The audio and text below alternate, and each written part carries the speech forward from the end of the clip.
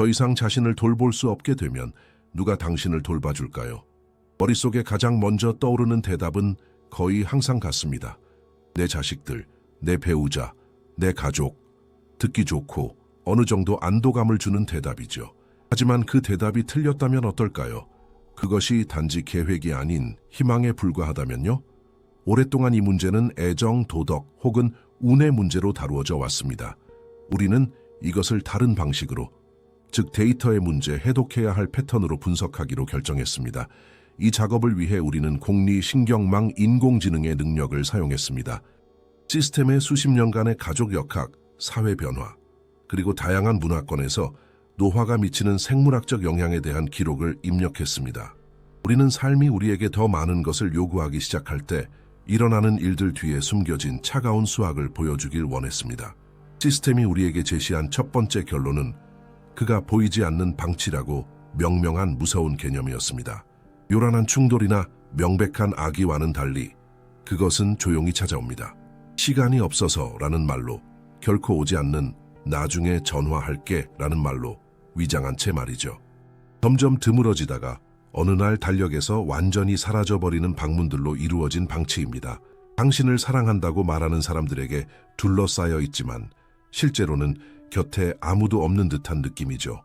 이 글은 당신의 기분을 상하게 하려는 것이 아닙니다. 당신을 깨우기 위한 것입니다. 73살의 남성 안토니오의 삶을 보면 이 점이 명확해집니다. 안토니오는 평생을 엔지니어로 살았습니다. 그는 말 그대로 다리를 건설했습니다. 3명의 자녀를 키우고 주택 융자금, 대학 등록금, 결혼 자금을 댔습니다. 수십 년 동안 그는 가족의 기둥이었습니다. 항상 그 자리에 있고 결코 실패하지 않으며 어떤 대가도 바라지 않고 모든 사람의 문제를 해결해 주는 사람이었죠.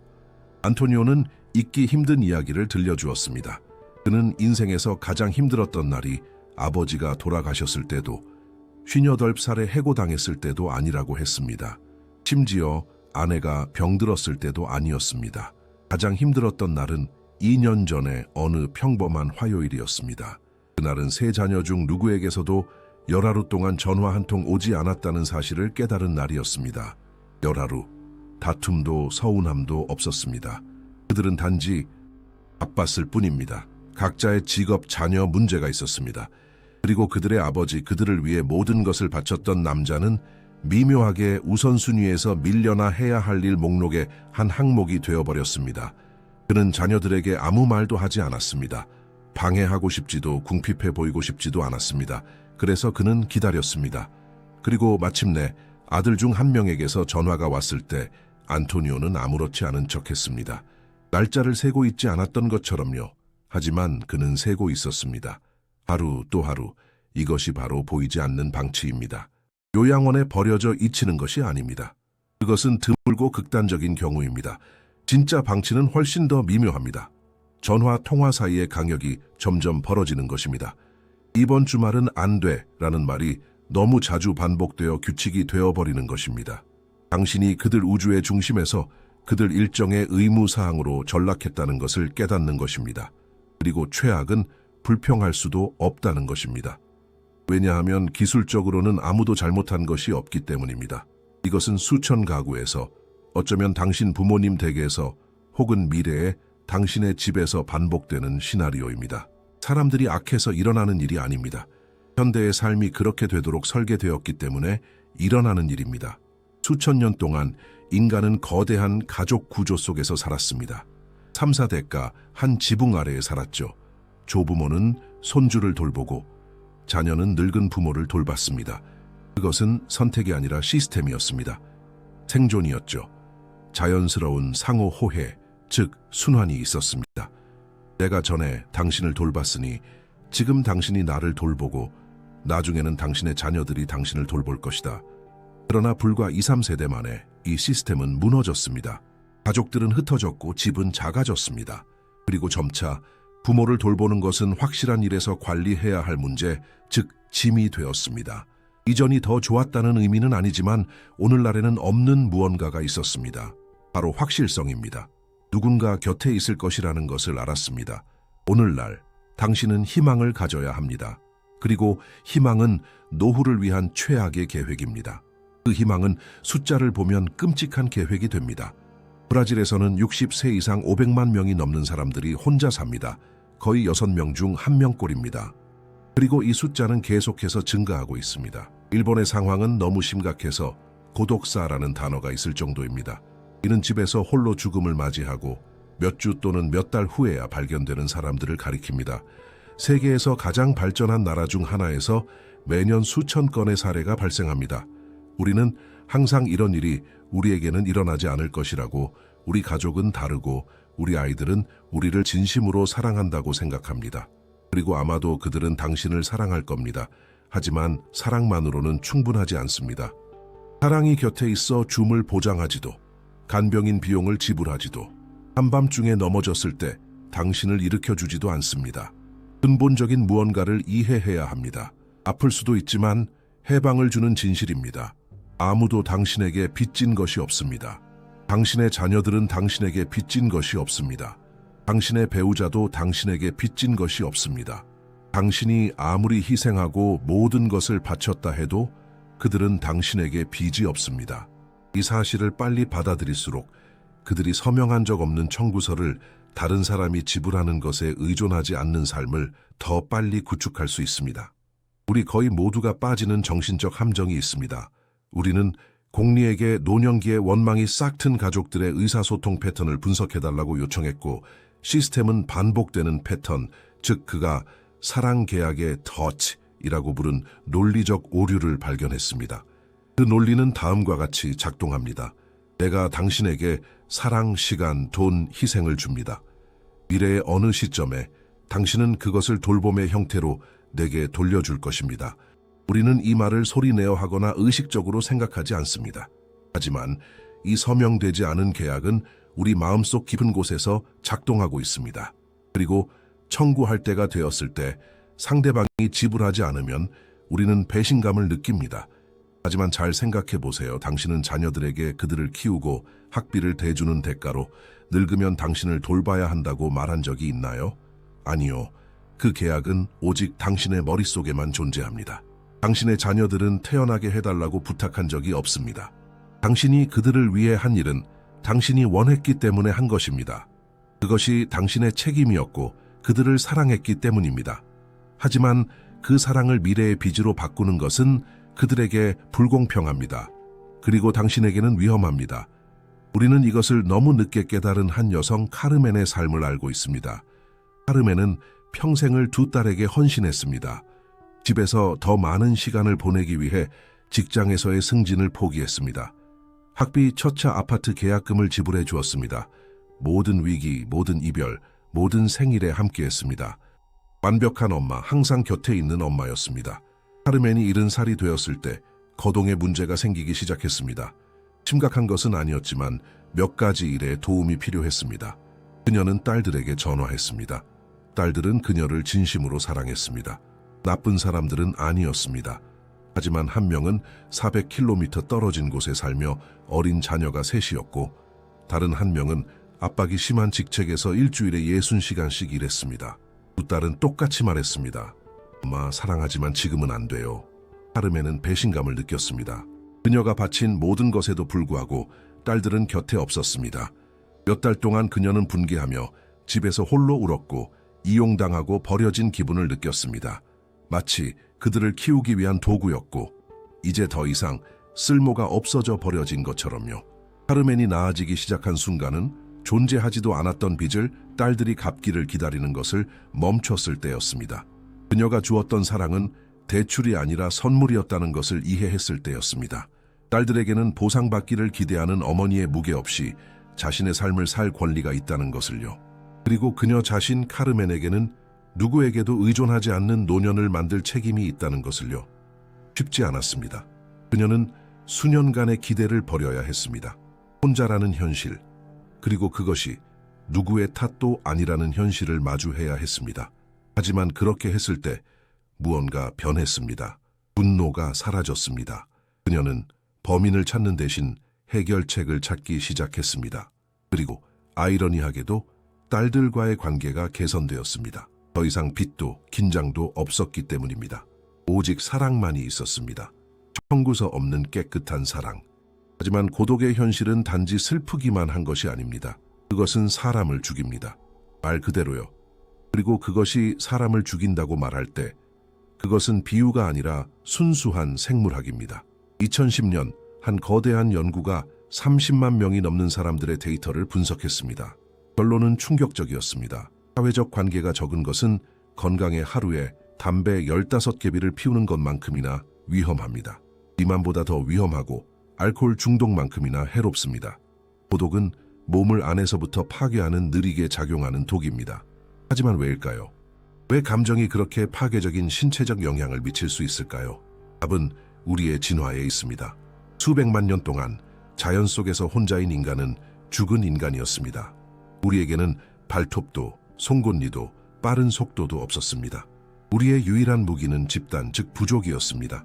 함께 있을 때 우리는 사냥하고 스스로를 방어하고 생존할 수 있었습니다. 혼자서는 쉬운 먹잇감이었습니다. 그래서 우리의 뇌는 원시적이고 매우 효과적인 경보 시스템을 개발했습니다. 바로 배제에 대한 두려움입니다.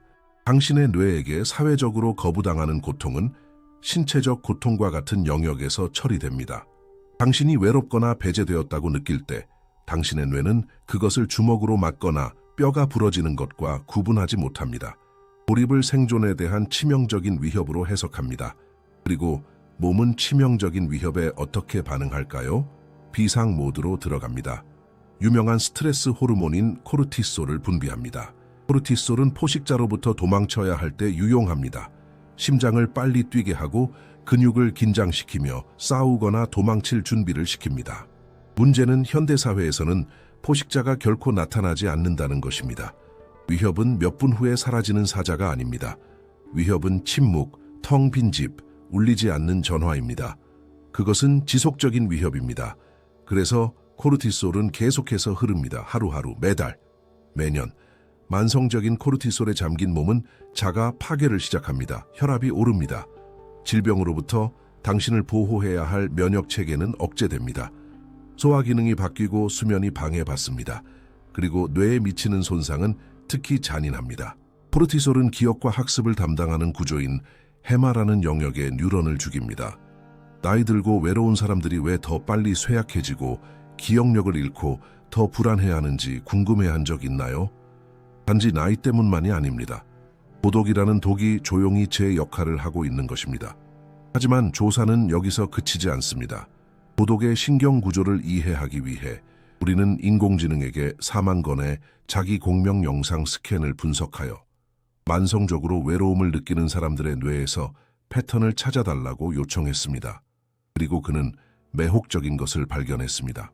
특정 뇌 네트워크, 즉 우리가 아무것도 하지 않을 때, 공상에 잠기거나 과거를 생각하거나 미래를 상상할 때 활성화되는 네트워크에서 눈에 띄는 차이가 있었습니다. 외로운 뇌에서는 이 네트워크가 과도하게 연결되어 있었습니다. 마치 뇌가 외부 세계와의 실제 연결이 단절되자 이를 보상하기 위해 내면으로 향하여 더 강렬한 내면의 우주를 만드는 것과 같았습니다. 하지만 이것은 좋은 것이 아닙니다. 이 내면의 과잉 활동은 반복적인 생각, 반추, 그리고 우울증과 관련이 있습니다. 외로운 뇌는 스스로를 잠식하는 뇌입니다. 지난 한 주를 분석해 본다면 진정한 대화를 몇 번이나 나누었나요? 문자 메시지, 업무 이메일, 소셜미디어의 좋아요가 아닌 진짜 대화 말입니다. 눈을 마주치고 적어도 목소리를 들으며 나눈 대화, 누군가가 어떻게 지내라고 묻고 진심으로 그 답을 듣고 싶어 했던 대화. 만약 대답이 거의 없었어 또는 하나도 없었어 라면 아이러니하게도 당신은 혼자가 아닙니다. 우리는 역사상 가장 연결된 시대에 살고 있지만 동시에 가장 외로운 시대에 살고 있습니다. 온라인에는 수백 명의 친구가 있지만 새벽에 전화할 사람은 아무도 없습니다. 그리고 이것은 나이가 들수록 더 심해집니다. 젊을 때는 삶이 당신을 사회활동으로 내몹니다. 학교, 대학, 직장. 하지만 나이가 들면 이러한 구조들이 사라집니다. 은퇴하고 친구들은 아프고 자녀들은 각자의 삶이 있습니다. 그리고 갑자기 당신은 무한한 시간과 그 시간을 함께 채울 사람이 아무도 없다는 것을 깨닫게 됩니다. 하지만 그 피해는 스트레스 화학이나 뇌 구조보다 훨씬 더 깊이 파고듭니다. 그것은 당신의 모든 세포 안에 있는 당신 삶의 시간을 세는 시계를 공격합니다. 그 피해는 훨씬 더 깊이 파고들어 당신의 모든 세포 안에서 당신 삶의 시간을 세는 시계를 공격합니다. 이를 이해하기 위해 당신의 염색체를 신발끈이라고 상상해 보세요. 각 신발끈 끝에는 끈이 풀리는 것을 막아주는 작은 플라스틱 조각이 있습니다. 당신의 염색체에도 비슷한 것이 있습니다. 텔로미어라고 불리는 보호 덮개입니다. 당신 몸의 세포가 분열할 때마다 이 텔로미어는 조금씩 짧아집니다. 자연스러운 과정입니다. 그것들이 너무 짧아지면 세포는 더 이상 제대로 분열할 수 없게 됩니다. 세포는 늙고 기능을 멈추고 죽습니다. 텔로미어는 말 그대로 당신 몸의 생체 시계입니다. 길수록 당신은 세포 수준에서 더 젊습니다. 짧을수록 더 늙은 것입니다.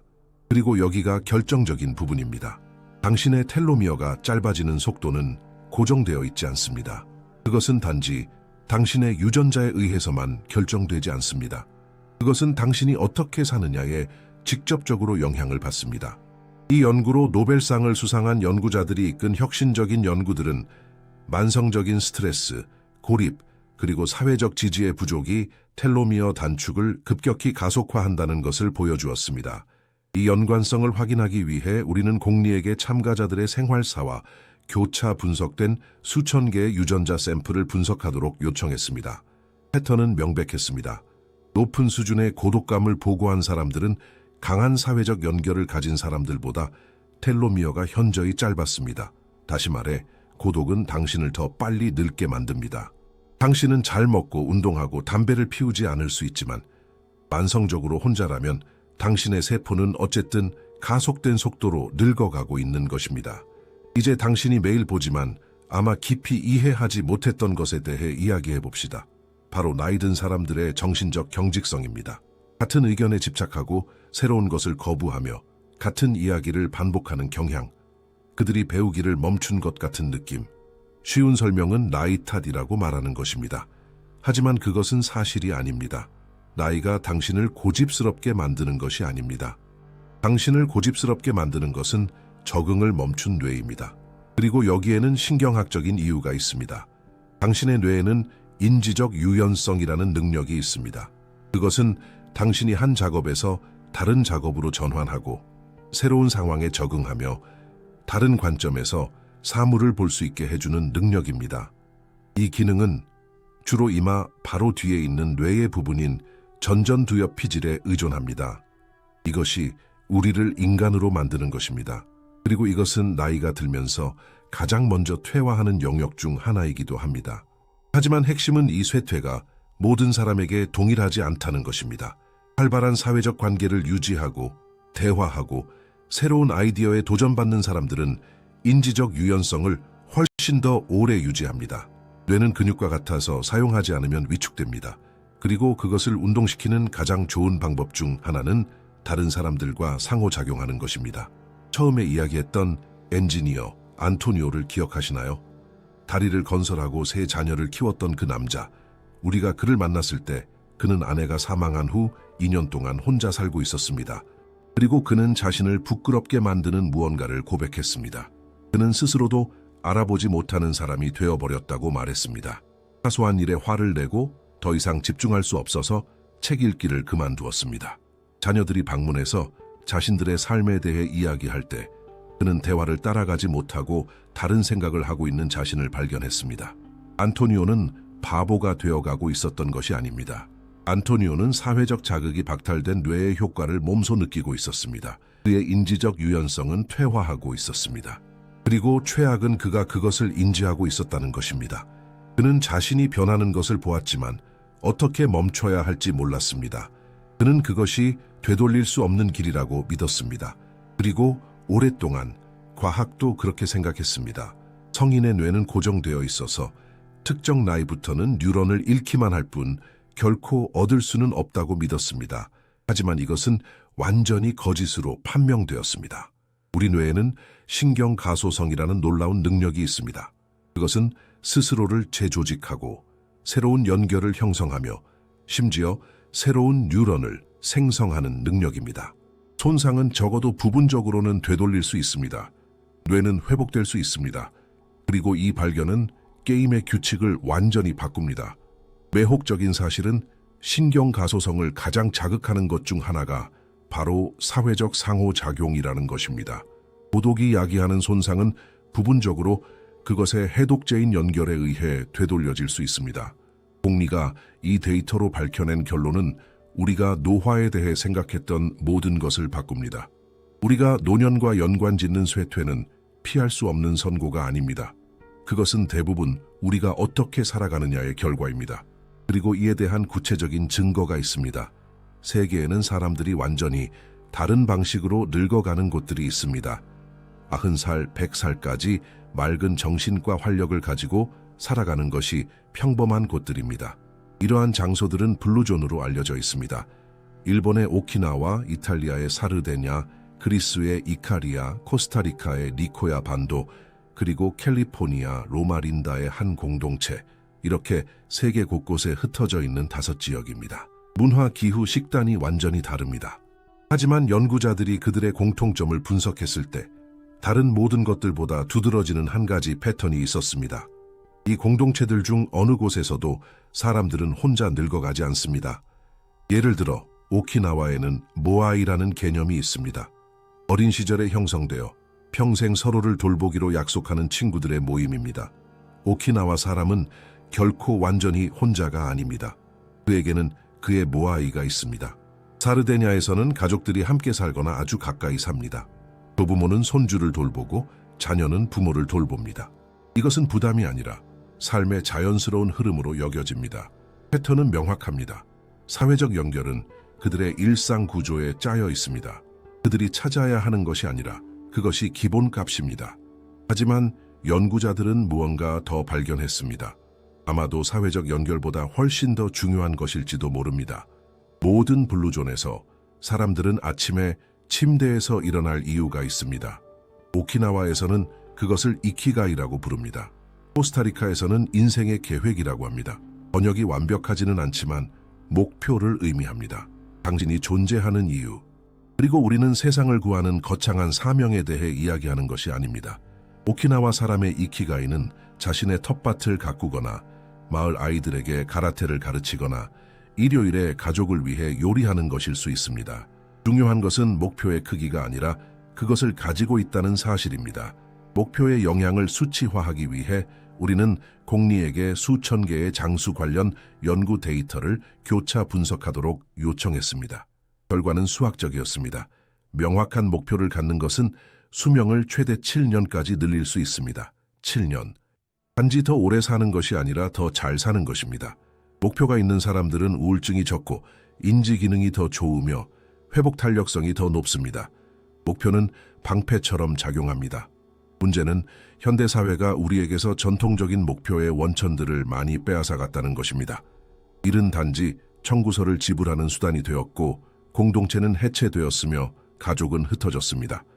당신이 은퇴하고 자녀들이 떠나면 거대한 공허함이 나타날 수 있습니다. 그리고 목표 없는 뇌는 스스로를 끄기 시작하는 뇌입니다. 우리는 30해 동안 학교 교장으로 일했던 이사벨이라는 여성을 알고 있습니다. 일은 그녀의 삶 그 자체였습니다. 65살에 은퇴했을 때 그녀는 휴식을 즐길 것이라고 생각했습니다. 처음 몇 달은 좋았지만 그 후 그녀는 자신이 쓸모없고 공허하다고 느끼기 시작했습니다. 그녀의 하루하루는 똑같아졌습니다. 무언가를 잊기 시작하고 날짜를 혼동하기 시작했습니다. 의사는 나이 탓이라고 말했습니다. 하지만 그것은 나이 탓이 아니었고 목표의 부재였습니다. 이사벨의 딸은 무슨 일이 일어나고 있는지 알아차리고 학습에 어려움을 겪는 아이들에게 보충 수업을 해보라고 설득했습니다. 그녀는 일주일에 2시간 한 명의 학생으로 시작했습니다. 오늘 5년 후 73살의 이사벨은 자원봉사 교사로 일주일에 20시간을 일합니다. 그녀의 기억력은 향상되었고 활력은 돌아왔습니다. 그녀는 일어날 이유가 있습니다. 이사벨에게 일어난 일에는 이름이 있습니다. 그녀의 뇌는 계획과 목표를 담당하는 영역인 전전두엽 피질의 활동이 감소했던 것입니다. 목표가 없으면 뇌의 이 부분은 잠들어 버립니다. 목표가 그녀를 깨웠습니다. 그녀의 뇌는 영원히 손상된 것이 아니었습니다. 단지 잠들어 있었을 뿐입니다. 블루존은 우리에게 다른 방식으로 늙어가는 것이 가능하다는 것을 보여줍니다. 그리고 목표는 당신의 뇌를 계속 작동시키는 연료가 될 수 있습니다. 하지만 이것을 어떻게 만들 수 있을까요? 저주가 아닌 노년을 어떻게 준비할 수 있을까요? 이 질문에 대한 답은 미래에 있지 않습니다. 그것은 지금 여기에 있습니다. 노년은 갑자기 일어나는 사건이 아닙니다. 그것은 결과입니다. 그것은 당신이 평생에 걸쳐 내리는 수천 개의 작은 결정들의 결과입니다. 피곤하다는 이유로 친구와의 약속을 취소할 때마다, 삶이 복잡해져서 누군가에게 전화하는 것을 미룰 때마다, 관계를 유지하려는 노력 대신 소파의 편안함을 선택할 때마다 당신은 당신의 노년을 쌓고 있었습니다. 벽돌 하나하나, 단지 그것을 몰랐을 뿐입니다. 좋은 소식은 아직 프로젝트를 변경할 시간이 있다는 것입니다. 나쁜 소식은 시간이 당신이 생각하는 것보다 더 빨리 지나가고 있다는 것입니다. 미래를 위한 안전망을 구축하는 데는 수년이 걸립니다. 깊은 관계는 몇 달 만에 만들어지는 것이 아니라 수십 년에 걸쳐 가꾸어지는 것입니다. 그리고 그것들을 가꾸지 않고 지나가는 매년은 당신의 마감 기한에서 1년이 줄어드는 것입니다. 직설적으로 말하겠습니다. 만약 당신이 40살이라면 노년이 본격적으로 오기 전까지 그 네트워크를 구축할 시간이 약 30년 있습니다. 30년은 길어 보이지만 지난 30년이 눈 깜짝할 사이에 지나갔다는 것을 기억하면 그렇지 않습니다. 만약 당신이 50살이라면 20년이 남았습니다. 60살이라면 10년이 남았습니다. 그리고 70살 이상이라면 당신은 늦었습니다. 하지만 전혀 하지 않는 것보다는 늦는 것이 낫습니다. 그렇다면 어디서부터 시작해야 할까요? 성공적으로 늙어간 수천 명의 노인들의 프로필과 그렇지 않은 사람들을 비교 분석한 후 인공지능은 타협할 수 없는 3가지 독립의 기둥을 식별했습니다. 미래의 누구의 선의에도 의존하지 않기 위해 지금 당장 강화해야 할 3가지 영역입니다. 첫 번째 기둥은 당신의 경제적 자립에서 시작됩니다. 당연하게 들릴지 모르지만 부자가 되라는 말이 아닙니다. 기본적인 필요를 위해 자녀들에게 재정적으로 의존하지 말라는 말입니다. 왜냐하면 경제적 의존은 관계를 해치는 상황을 만들기 때문입니다. 당신의 청구서를 지불하기 위해 누군가에게 의존할 때 그 사람이 당신을 아무리 사랑하더라도 관계는 변합니다. 당신은 빚진 기분을 느끼고 그들은 갇힌 기분을 느낍니다. 그리고 사랑은 아무도 원하지 않았지만 누구도 피할 수 없는 방식으로 의무감과 뒤섞입니다. 경제적 자립은 이기심이 아니라 사랑입니다. 그것은 자녀들에게 이렇게 말하는 것입니다. 나는 너희가 내 청구서를 내줘야 해서가 아니라 나를 보고 싶어서 찾아왔으면 좋겠다. 너희가 자유롭게 나와 함께 있기를 선택할 수 있도록 내 생존의 짐에서 너희를 해방시켜주고 싶다. 이것은 두 번째 필수적인 필요, 즉 자신만의 관계망을 가질 공간을 열어줍니다. 이것은 더 미묘하지만 똑같이 중요합니다. 가족 외에 중요한 관계를 갖는 것을 의미합니다. 친구, 공동체, 당신을 알고 당신을 아끼지만 유전자를 공유하지는 않는 사람들. 왜냐고요? 가족은 아무리 화목하더라도 한계가 있기 때문입니다. 당신의 자녀들은 각자의 삶과 문제가 있습니다. 그들이 원하더라도 당신의 유일한 사회적 연결의 원천이 될 수는 없습니다. 만약 그렇다면 그들에게 가해지는 압박은 감당할 수 없습니다. 지금 당신의 삶을 생각해 보세요. 당신의 삶에서 가족을 제외한다면 누가 남습니까? 진정한 친구가 있습니까? 아니면 그냥 아는 사람뿐입니까? 당신이 일주일 동안 사라진다면 알아차릴 사람들이 있습니까? 만약 대답이 아무도 없어 또는 가족뿐이야라면 당신은 할 일이 있습니다. 그리고 그 일은 오늘 시작됩니다. 그리고 마지막으로 가장 어려운 것인 정서적 자급자족입니다. 이것은 자신에 대해 좋게 느끼기 위해 다른 사람들의 끊임없는 인정을 필요로 하지 않는다는 것을 의미합니다. 혼자 있을 수 있으면서도 외로움을 느끼지 않는 것을 의미합니다. 다른 누구도 곁에 있을 수 없는 순간에 당신을 지탱해 줄 만큼 충분한 자기 자신과의 관계를 갖는 것입니다.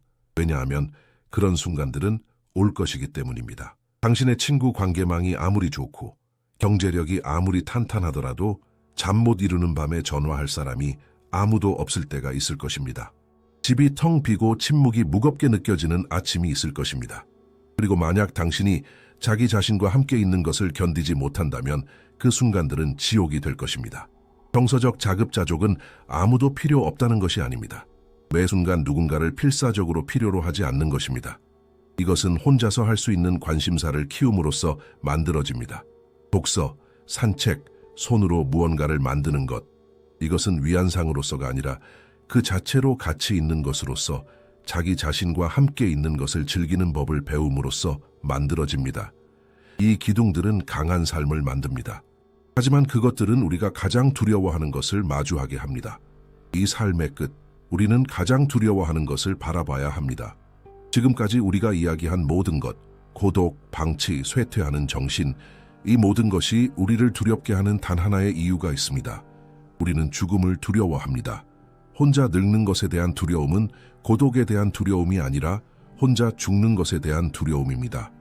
아무도 당신을 돌보지 않을 것이라는 두려움은 방치에 대한 두려움이 아니라 버림받아 죽는 것에 대한 두려움입니다. 죽음은 모든 것의 밑바닥에 있습니다. 그것은 우리가 존재하지 않는 척하는 지하실의 괴물입니다. 그리고 우리가 그것을 정면으로 바라보지 않는 한 그것은 계속해서 그림자 속에서 우리의 삶을 통제할 것입니다. 2000년 전 스토아 철학자들은 이를 위한 수련법을 가지고 있었습니다. 그들은 그것을 메멘토 모리라고 불렀습니다. 당신이 죽을 것이라는 것을 기억하라. 그들은 우울해지기 위해서가 아니라 해방되기 위해서 매일 이것을 상기했습니다. 왜냐하면 당신의 시간이 유한하다는 것을 진정으로 받아들일 때 무언가 변하기 때문입니다. 사소한 다툼은 의미를 잃습니다. 용서를 구하는 것을 막는 자존심은 녹아내립니다. 당신을 마비시키는 두려움은 약해집니다. 시간이 다했을 때 마지막에 진정으로 중요한 것이 무엇인지 이해하기 위해 우리는 공리에게 다른 종류의 데이터를 입력했습니다. 수천 건의 완화 의료 기록과 임종을 앞둔 사람들의 증언. 우리는 시스템에게 패턴, 가장 많이 반복되는 후회들을 찾아달라고 요청했습니다. 그리고 분석 결과 압도적인 빈도로 나타나는 5가지 주제가 드러났습니다. 첫 번째이자 가장 큰 후회는 다른 사람들이 기대하는 삶이 아니라 자신에게 충실한 삶을 살 용기를 가졌더라면 하는 바람이었습니다. 임종의 자리에서 사람들이 가장 후회하는 것은 저지른 실수가 아니라 다른 사람들이 어떻게 생각할까 두려워 감히 살아보지 못한 삶이었습니다. 두 번째는 그렇게 열심히 일하지 말았어야 했다는 바람이었습니다. 결국에는 아무 쓸모도 없는 돈을 모으기 위해 가족, 친구 그리고 자기 자신과의 시간을 수십 년간 희생한 것. 왜냐하면 삶의 끝에서 당신은 차도 집도 직함도 가져가지 못하기 때문입니다. 당신은 기억을 가져갑니다. 그리고 당신의 기억이 밤 10시에 텅 빈 사무실이라면 당신이 가진 것은 그것뿐입니다. 그 다음은 자신의 감정을 표현할 용기를 가졌더라면 하는 바람이었습니다. 마음속에만 담아두었던 모든 사랑에, 하지 못했던 모든 사과, 평화를 유지하기 위해 침묵했던 모든 진실. 결국 이 말하지 못한 말들이 다른 어떤 것보다 더 무겁게 짓누릅니다. 네 번째 후회는 친구들과 계속 연락하고 지냈어야 했다는 것이었습니다. 게으름, 자존심, 시간 부족 때문에 죽게 내버려둔 관계들. 마지막에 당신 곁에 있을 수 있었지만 당신이 그들을 곁에 두지 않았기 때문에 사라져버린 사람들. 그리고 5번째, 스스로에게 더 행복해지는 것을 허락했더라면 하는 바람이었습니다. 평생 행복을 미루며 산 사람들. 은퇴하면 행복해질 거야. 아이들이 크면 행복해질 거야. 그리고 그날은 결코 오지 않았습니다. 이러한 후회들은 갑자기 나타나지 않습니다. 그것들은 매일매일 쌓입니다. 다른 사람의 기대에 맞춰 사는 매일, 필요 이상으로 일하는 매일, 느끼는 것을 침묵하는 매일, 친구들을 소홀히 하고 행복을 미루는 매일, 당신은 마지막에 짊어질 무게를 쌓고 있는 것입니다. 이 글의 시작에서 당신에게 던졌던 질문은 아직 공중에 떠 있습니다. 더 이상 자신을 돌볼 수 없게 되면 누가 당신을 돌봐줄까요? 하지만 이제 당신은 그 질문이 잘못되었다는 것을 이해하기를 바랍니다. 이것은 당신을 돌봐줄 누군가를 찾는 것에 대한 이야기가 아닙니다. 이 질문이 더 이상 당신을 두렵게 하지 않는 삶을 만드는 것에 대한 이야기입니다. 왜냐하면 당신이 3가지 기둥, 경제적 자립, 관계망, 그리고 자신과 함께 있을 수 있는 능력을 구축한다면 질문은 바뀌기 때문입니다. 더 이상 누가 나를 돌봐줄까가 아닙니다. 그것은 남은 세월을 어떻게 살고 싶은가가 됩니다. 그리고 그것은 훨씬 더 나은 질문, 당신에게 힘을 되돌려주는 질문입니다. 당신에게 몇 년이 남았는지 저는 모릅니다. 아무도 모릅니다. 하지만 하루가 지날 때마다 하루가 줄어든다는 것은 압니다. 그리고 당신이 그날들로 무엇을 하느냐가 당신의 이야기가 어떻게 끝날지를 결정할 것입니다. 당신은 지금처럼 계속 전화가 울리기를 기다리며 안토니오의 그 10하루간의 침묵을 똑같이 겪을 위험을 감수할 수 있습니다. 아니면 오늘부터 당신의 전화가 사람들이 당신을 구조해야 하기 때문이 아니라 당신의 목소리를 듣고 싶어서 울리도록 보장하기 시작할 수 있습니다. 누구에게도 의존하지 않는 무언가를 만드세요. 당신만의 것을요. 이 조사가 마음에 드셨다면 채널 구독과 후원은 저희가 공리 프로젝트를 확장하는 데 큰 힘이 됩니다. 영상 주제에 대한 여러분의 생각을 댓글로 남겨주시고 다음 주제에 대한 제안도 부탁드립니다. 어느 도시에서 시청하고 계신지도 알려주세요. 끝까지 함께해 주셔서 감사합니다.